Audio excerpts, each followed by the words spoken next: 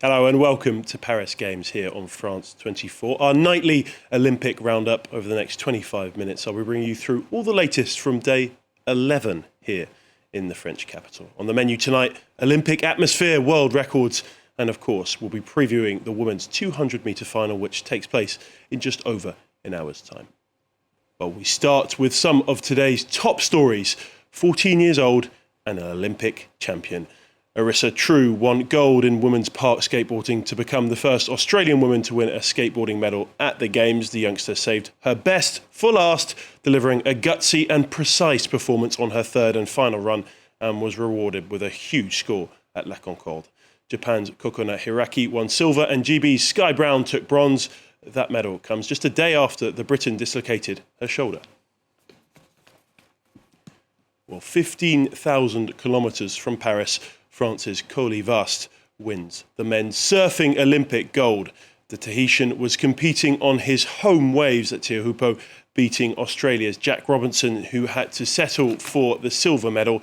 Local surfing prodigy Vast took the lead on Monday from start to finish, scoring a 9.50 on his first wave and racking up a total of 17.67 against 7.83 for Robinson, who conceded in the final moments.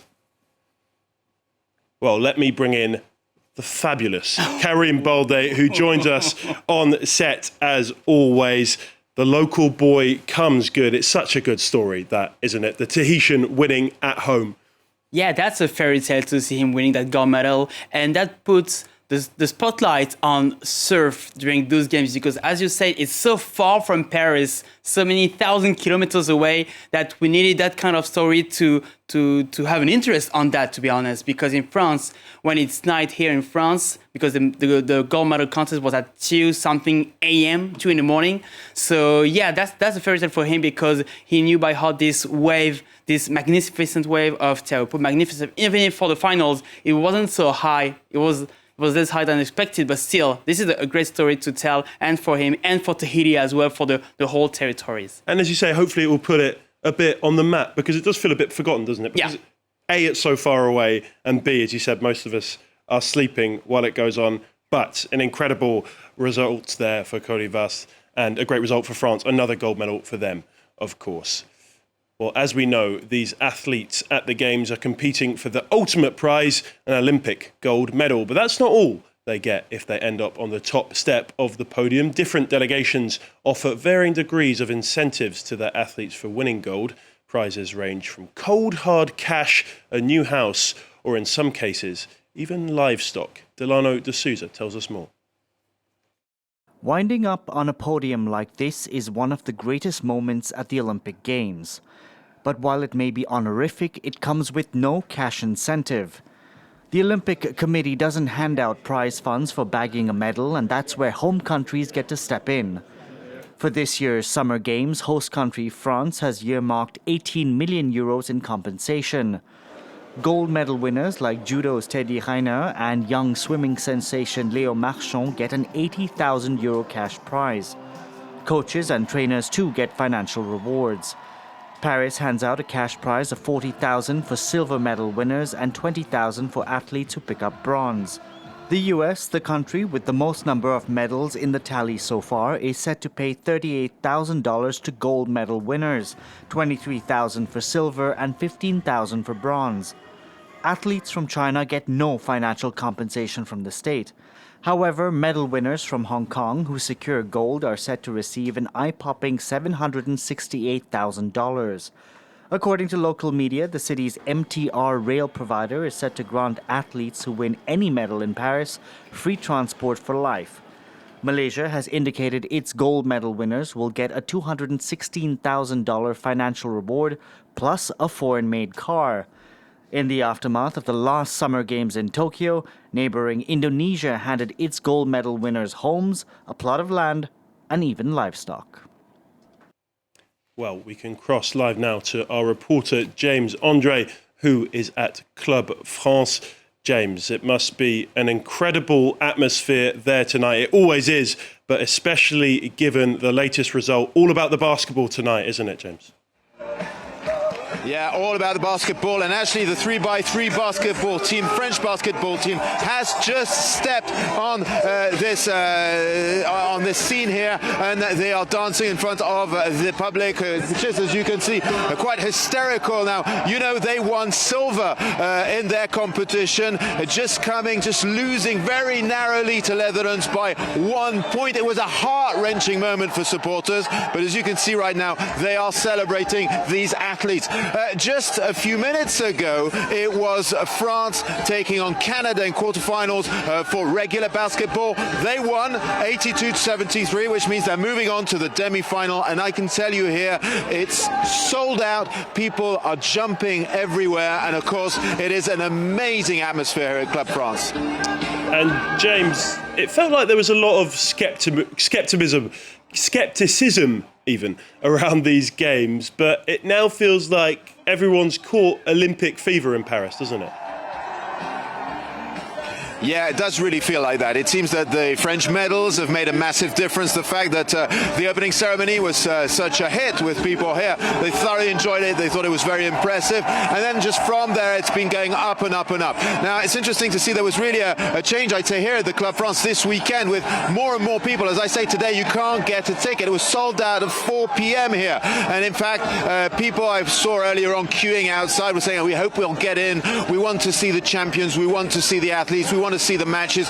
We want to live these Olympic Games. And earlier on, even before that, I was in central Paris at the Champs-Élysées, and I was asking people how they felt about it. I propose a teleportation right now to central Paris. Well, here in the French press, we read everything, that the Olympics would be a catastrophe, that it would be impossible to move, and that there would be too many people. Parisians have fled. Well, I've been speaking to people here on the Champs-Élysées, and they're rather happy with their Olympic Games. It's been a fantastic atmosphere to come into. Everyone's really friendly. There's lots of volunteers around who are giving up their time to help tourists and help people like us who haven't got a clue where we're going. I'm loving it. I mean, it's a bucket list dream for me to come to the Olympics. Unfortunately, I was unable to go when it was on our own doorstep in London in 2012, so I was really, really pleased when I could get tickets and come. It's great. I'm living it like a party. It's really out of the ordinary. It's a chance to be here. The atmosphere isn't stressed at all. On the contrary, above all, you feel an immense joy around this exchange of cultures. There aren't many Parisians here, so it's nice. No, in fact, everyone's in the Olympic spirit, in the spirit of the Games, in the spirit of celebration. So I think people are really enjoying it. The opening ceremony with all the shows, the fact that people are really enjoying being here and that the French athletes are bringing back a lot of medals too. I think life has changed. Well, with sports arenas such as the Place de la Concorde, but also the Champs-Élysées, the Eiffel Tower, the Versailles Castle, the few Americans I've come across here are rather worried that it'll be difficult to better this in 4 years' time. Oh, I think it'll be tough, but I think we're up for the challenge. Something that surprised us is that there's no alcohol for sale in the venues. LA will do that very differently, I think. What is LA? I mean, LA has the sun. I mean, I don't know. LA has a couple of football stadiums, and you guys have the perfect venues. These days, the French press is running article upon article about these Parisians that fled the capital and now feel they're missing out. Those who've travelled here on purpose, though, appear to be having a very good time. James Andre showing his very impressive teleportation skills there. Karim, let me bring you back in. Yeah. Because La Villette has played a big part in promoting a great atmosphere at these games. You were there a little bit earlier on. For those who don't know, explain what's going on there at La Villette. Yeah, this is a kind of Olympic park because you don't have a lone Olympic park for those games. You have several different venues, such as the Place de la Concorde, such as the Stade de France or La Villette. And this is on the northeast part of Paris, a huge park, and you have 15 even more houses of nations. And it's great because you can walk from one house to another. I did it this afternoon a great promenade. This is kind of a worldwide promenade to go from the Casa Brasil, for example, to the Slovakia house, and then to go to Club France, and you can come back to South African house, and so on. So it's perfect for tourists who didn't have the opportunity to have tickets, because we know that it's a little bit difficult sometimes to have tickets, to enjoy the spirit of the games, because you have this gathering of people coming from around the world, and they are just there to enjoy, to discover other cultures and countries. Knows the impact of that, because on many stands, in many houses, you see some sellers, you see jewelries, for example, in South Africa, you see some alcohol and other stuff for Slovakia, and in the Serbia house, there's this a great restaurant as well, and they were cheering for the basketball team this afternoon against Australia. So it means that it brings joy even outside of the Club France, which can be really complicated to get in because of what James Andre said earlier, because it's very crowded now and it's a sellout party at the Club France. But you can go elsewhere, even in some playgrounds and houses, just to enjoy a little bit of those Olympics. And you have many giant screens there as well. Tell me, Karim, as a Parisian, born and bred, how have you felt about this atmosphere? Because there was a lot of negativity coming into the game. Yeah, a lot of people said it wasn't going to work. Paris is going to be too busy. That hasn't I want to been get the out case. of Paris as well. I want to get out of Paris, and a lot of them have got out of Yes. Paris. What have you made of Paris, just from an atmosphere perspective, over these last 10 days or so? It's just extraordinary, because we experienced other great competitions, such as the Rugby World Cup, for example, last fall, the Football World Cup, or even the Euros back in 2016. But it's not the same at all, because you can meet athletes, you can meet delegations everywhere in Paris, on the street, in the subway, in stadiums, obviously, surrounding stadiums. So yeah, you can make so many random meetings. For example, during the cycling road race on Saturday and Sunday, I was in La Chapelle, which is a poor neighborhood north of Paris, and there was this kind of Afghan corner, 10 guys with Afghan flags, and once the Afghan rider came at this point, she saluted her fellow Afghans, and that was a very, very positive way to celebrate this universality of the Olympic Games. And I met, for example, a French-Japanese girl, woman, and she was with a friend, and she was the aunt of a Canadian gymnast. So this is quite odd to have that kind of meetings, and it can only happen during the Olympics. Yeah, it can only happen during the Olympics, for sure. One of those houses at La Villette that we mentioned is India House. Today, they honoured Manu Bhaker, a shooter who has won 2 bronze medals at these games so far. India, in total, have only won 3 bronzes, so naturally Bhaker is the toast of the town. You can see the images of the athlete here with Nita Ambani, who is a member of the International Olympic Committee and also one of the richest women in the world. Our reporter Clovis Casali was at the event where Manu Bhaker talked about how she can be an inspiration to her fellow Indians, as well as the honour as being chosen as the country's flag bearer. So the Games journey, Paris 2024, has been fantastic for me. And I think that these 2 medals will probably help a lot, like the girls, the women in India, and not just the women, but also any athlete who competes in like 1 event, 2 events, 3 events, more than 1 event. So I think it would boost the confidence that they can also do well in not just 1 event, but also win like 2, 3, 4, maybe 5 one day. So I think they can repeat the victory even in like 2, 3 days. So I'm honored, sir, because this will be once in a lifetime opportunity, and I'll always cherish it. As many years as possible in my sports career, but I don't know how many times I'll get this opportunity to be the flag bearer for my country. So it'll be an honor of a lifetime, and I'll always cherish it. From shooting guns to shooting threes, some basketball action now, and France are through to the semi-finals of the men's basketball. They beat Canada 82 points to 73 at Bercy Arena to book their spot in the Final Four. Gershon Yabusele led the scoring for the hosts with 22 points, 25 for Shai Gilgeous-Alexander. Wasn't enough for Canada. France will play Germany in the semi-finals, who beat Greece earlier on today. And Karim, what a result for France. And they were much better than they were in the group stages. What made the difference today?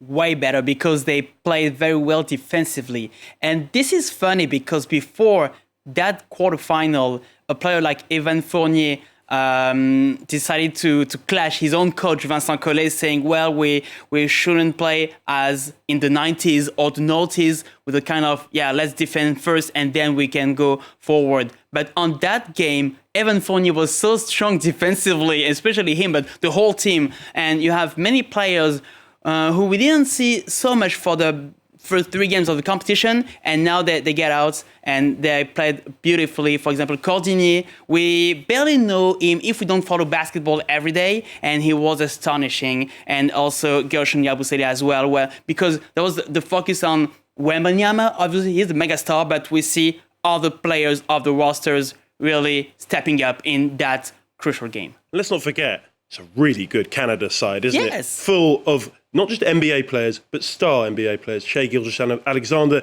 in the MVP running. You've got Deontay Murray, Dylan Brooks as well. Jamal Murray, sorry. Yeah. Dylan Brooks as well. So, I mean, Canada will be disappointed, though, because they were, of course, they're not the favourites. That's the USA, the dream team. But they did think they could go far in this, and they did think they could win it. Yes, they have many NBA great players, and they played very well during the last World Cup in Indonesia, Japan, and the Philippines last year. So this is a massive disappointment for Canadians in that competition. I was at the Canada House this afternoon. Just to rub it in. Yeah, just before coming to the studio, and I'm a lucky person because when I cheer for Frenchmen, French athletes, they lose on the stadiums. And now I was at the Maison du Canada, or the Canada House, and they lost the game. But we have discussed, you are a bit of a bad omen, actually. Yes. I've noticed. Yes, this is the conclusion I'm doing from those first 10 days of the Olympics. But still, to come back on the playing side, they made too many fouls. 20 free throws for France in the first half only. This is too much, too many fouls on the French players. And, well, they were clumsy. And this was unusual from players such as Jamal Murray. We know that he is very strong from long distance. And on that game, they couldn't make it. The game was a little bit like a Toronto Raptors game. I'm a Toronto Raptors fan, so I know what it means to trail by 10, 15, 20 points sometimes, and then coming back slowly. And that's what they tried to do in the third quarter and then in the fourth quarter, but France has that mentality to stay in front of that game, and with the help of the public of the Bercy Arena, that makes a difference. Yeah. Well, France will play Germany in the semi-finals. Maybe we need to send Karim to the German house during that game. Why not? Well, let's go back to last night now, where we saw something pretty special. Swedish pole vaulter Armand Duplantis breaking his own world record on his way to claiming back-to-back Olympic golds. Today, he met King Carl Gustaf at the Sweden house, given a royal welcome after his record-breaking night. He's considered by some as the greatest pole vaulter of all time, already above Sergei Bubka, and he's only 24 years old. Speaking today, he said he's not thinking about his future. I mean, yeah, sure. I feel like I have a lot of higher heights in me, but I don't really care about the future right now. I'm enjoying this moment very much, and I'm just gonna enjoy what I've done, be proud of myself, enjoy it with my family and with my friends and my close ones, and that's about it. I don't worry about anything else after that. The future will come, and I'm gonna live in the present right now and just enjoy this. Corinne, that was stunning last night. Yeah. I can't remember the last time I saw an athlete so far above the rest of them, because last night it wasn't Duplantis against the rest of the field, really, was it? It was Duplantis against his own world record. Yes, clearly, because that was the only point of interest of that pole vault final. We knew for a while that he will retain his Olympic title, but the way it was sometimes 10, 15 centimeters above the bar was astonishing. And at the end, there was no other events at the Stade de France, but people were waiting for Duplantis to try to beat another time, because I think that's the 9th time he beat the world record, and people were waiting for minutes just to see Manu Duplantis. And when he did what he did yesterday night, I yelled in front of my TV, such as everyone in the stadium, 80,000 people yelling, many French supporters, English supporters from around the world, behind Manu Duplantis. And the other pole vaulters were cheering him on as well. Exactly. Yeah. Sam Kendricks, for example, silver medalist for the USA, was cheering as well. And after Duplantis did that, we saw the reaction of Norlies. He was in the mix zone, just a couple of meters, like 10, 20 meters away from the scene, and he was yelling out loud. He was so happy for Manu Duplantis. We can see that Duplantis, he's a superstar. Even beyond athletics, track and field, many people will know him. Even people who don't have any interest in sports, they can tell you, well, I know who Duplantis is because of what he did those last years, and especially yesterday night. Yeah, and for a pole vaulter, that is pretty extraordinary. He's really putting pole vault on the map. And one woman who was lucky to witness that historic performance last night was our very own Selina Sykes. We can cross live to the Stade de France now, where Selina is standing by for us. Hopefully we get some more amazing events like that tonight. What have the highlights been so far today at the National Stadium, Selina? Well, Leo, a lot of people might have been asking why we didn't see Manu Duplantis getting his gold medal after that amazing achievement last night, breaking the world record. Well, it's because he got it here today. Athletics works a bit differently to most other Olympic sports. So the Swedish superstar got his medal before the events of this evening kicked off. And who else other than the all-time great, possibly his predecessor now, Sergei Bubka, to hand him that gold medal. A roar of applause from the entire Stade de France. There were several other medals given out, notably Keely Hutchinson from Great Britain getting that 800-metre gold, a historic gold for Great Britain. And then, well, events have started kicking off. As you can potentially hear behind me, there's quite a lot of shouting right now. I think it's the men's 1,500-metre final. As we speak, we've had some few semi-finals going on to start things off. The men's 400-metre semi-finals with Matthew Hudson Smith looking particularly impressive. He cruised through his semi-final. He was miles above everyone else and kind of jogged a bit, shall we say, towards the end of his semi-final. Lots going on this evening. We've got the long jump final for the men and the women's hammer throw final as we speak. Lots going on. You have to pay attention for those people who've never watched an athletics event in a stadium, because there's lots of things going on at the same time. You'll have these jump and throwing events kind of going on throughout the evening, whilst there'll be lots of running events alongside that. So you've got to keep your eye out for everything going on. It's a real pleasure to watch. The big event tonight is the women's 200-metre final. It's a hard one to call, isn't it, Selina?